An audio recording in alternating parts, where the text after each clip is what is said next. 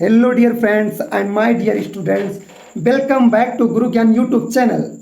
आज के इस वीडियो में हम जानकारी प्राप्त करेंगे कि यूपी ट्रिपल एससी पेट के हिस्ट्री सिलेबस के 20 सबसे अधिक महत्वपूर्ण प्रश्नों को कवर करेंगे। मैं दावे के साथ कहता हूं कि यदि आपको इन 20 प्रश्नों के उत्तर पता चल जाएं तो आप इन 20 प्रश्नों में से बेटा अगर 20 के उत्तर जान जाते हैं तो 5 नंबर आपके हिस्ट्री सिलेबस के पक्के। सो वीडियो में अंत तक बने रहें। शुरू करने से पहले आप सभी विद्यार्थियों से आग्रह है कि आप कॉपी और पेन के साथ बैठें। धन्यवाद। चलिए शुरू करते हैं। पहला प्रश्न है, उत्तर प्रदेश में ताम्र पाषाणिक सभ्यता का साक्ष्य किस स्थान से प्राप्त हुआ है? तो जैसा कि मित्र हमने इसका उत्तर पहले से ही लिख दिया है कि आप लोगों को समझने में थोड़ी सी बाधा ना हो, तो पहला है ऑप्शन सहारनपुर, लखनऊ, श्रावस्ती, कौशाम्बी।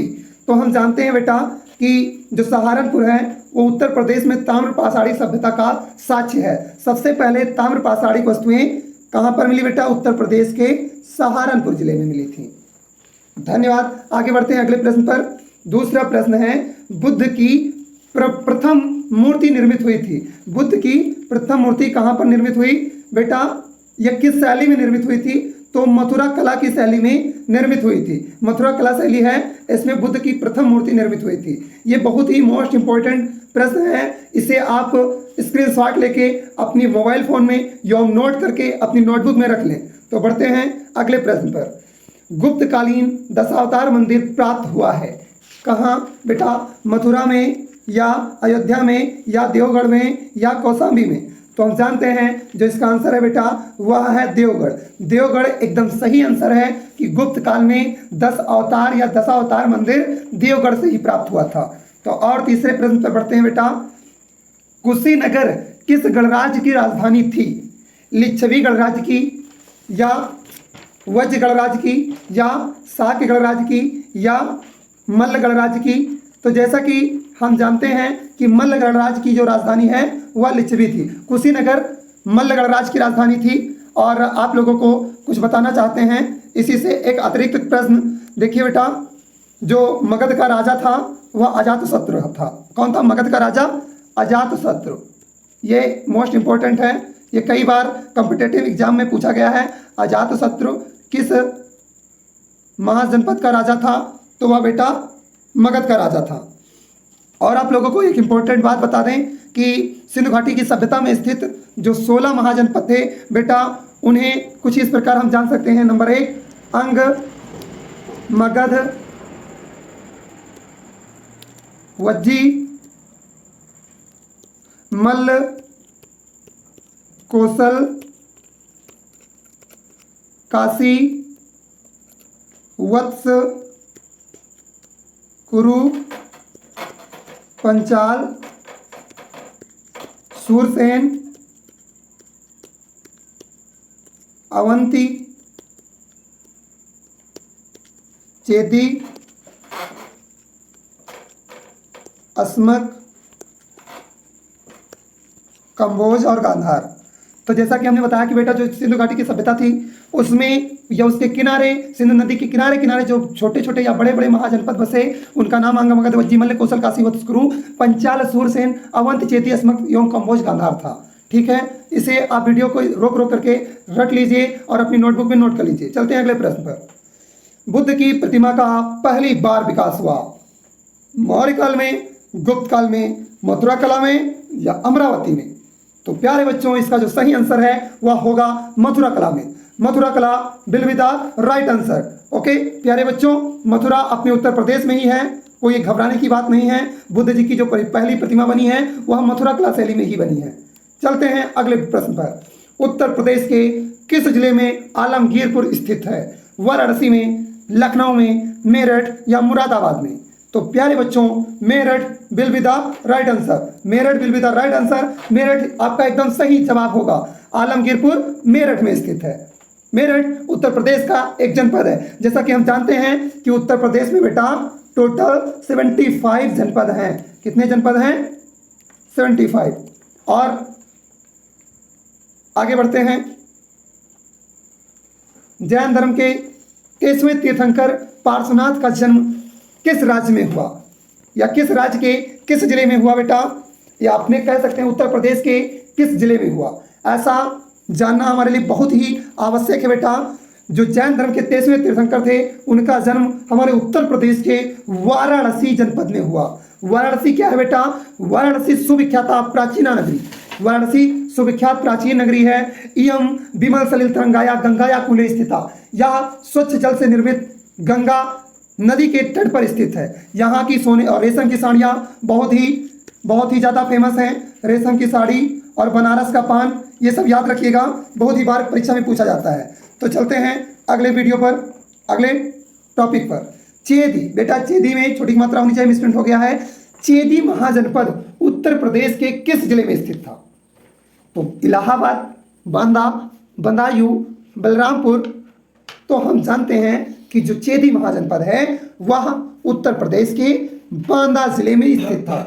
बांदा, ऐसे भी कभी कभी जीके में पूछ लिया जाता है, किसी एक जिले का नाम बताइए जिसमें पौधों का नाम दिया गया हो या पौधे के किसी विशेष अंग का नाम दिया गया हो। यूपीएससी में पूछा गया था एक बार, तो बेटा उसका सही आंसर होगा बांदा, क्योंकि बांदा पेड़ों पर लगता है। बढ़ते हैं अगले प्रश्न पर। अयोध्या अभिलेख किसने प्रचलित करवाया? अयोध्या अभिलेख किसने प्रचलित करवाया? रामचंद्र ने, रामपाल ने, पुलकेशिन ने या धनदेव ने? तो Dhandev will be the right answer. Dhandev एकदम सही जवाब है। अयोध्या अभिलेख धनदेव जी ने प्रचलित करवाया था। बढ़ते हैं अगले प्रश्न पर। रुहेलखंड का संस्थापक कौन था? Very very very most important प्रश्न आपके सामने स्क्रीन पर आ चुका है कि रुहेलखंड का संस्थापक कौन था? अली मोहम्मद खां या फैजुल्ला खां या नसीब खां या हाफिज रहमत खां? तो बेटा इसे नोट करके रख लीजिए, क्योंकि ये भी यूपी ट्रिपल एससी पेट की दृष्टि से बहुत ही ज्यादा मोस्ट इंपॉर्टेंट प्रश्न होने वाला है। ये इसका जो सही आंसर होगा बेटा पहले लिख दिए थे, Ali Mohammad Khan. Ali Mohammad Khan will be the right answer. बढ़ते हैं अगले प्रश्न पर। मध्य पाषाणी काल के किस स्थान से सींग के आभूषण साक्ष्य मिले? आभूषण के साक्ष्य मिले। बेटा सींग कहां से मिले, वो भी किस युग में या किस काल में? मध्य पाषाणी काल में। तो मध्य पाषाणी काल में सींग के आभूषण के साक्ष्य हमें लिखैया से प्राप्त हुए हैं। कहां से बेटा? लिखैया। कई बार कॉम्पिटिटिव एग्जाम में पूछा जा चुका है। बढ़ते हैं अगले प्रश्न पर। कन्नौज से पूर्व हर्षवर्धन कहां का शासक था? बेटा कौन? हर्षवर्धन। कन्नौज से पूर्व हर्षवर्धन कहां का शासक था बेटा? ऑप्शन है कौशाम्बी, कुशीनगर, श्रावस्ती, थानेश्वर। तो थानेश्वर एकदम सही जवाब है। ये कई बार परीक्षाओं में पूछा जा चुका है, इसलिए आप इसे स्क्रीनशॉट लेकर अपनी ब्लैक बोर्ड में या क्लिप बोर्ड में रख लें, और हो सकता है अगर जो बच्चे नोटबुक लिए हैं नोटबुक में नोट कर लें। तो बढ़ते हैं अगले प्रश्न पर। सहायक वस्तु का निर्माण प्रमुख केंद्र था? कौशाम्बी, वाराणसी, श्रावस्ती, मथुरा। तो Varanasi will be the right answer. सहायक वस्तु, सहायक बेटा, सहायक का शाब्दिक अर्थ होता है साड़ी। क्या होता है? साड़ी। साड़ी या फिर रेशम की वस्तुएं, ठीक है, या फिर क्या कह सकते हैं बेटा? रेशम।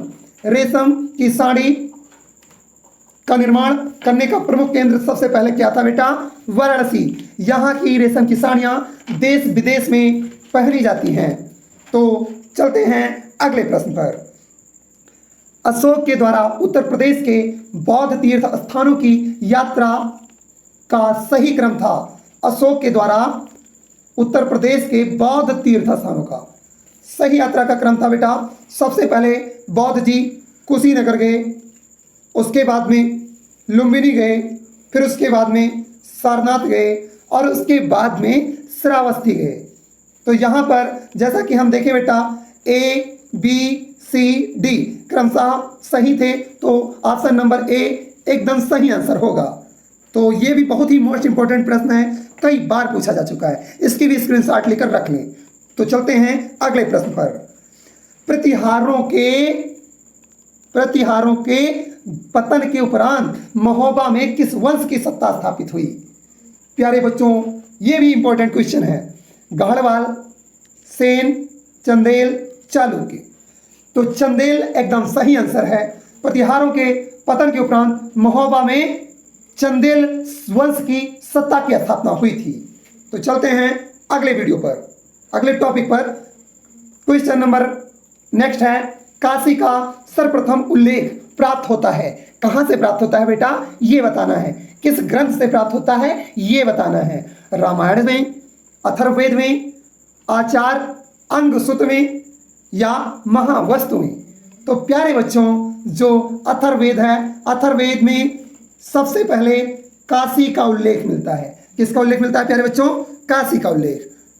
चलो बढ़ते हैं अगले प्रश्न पर।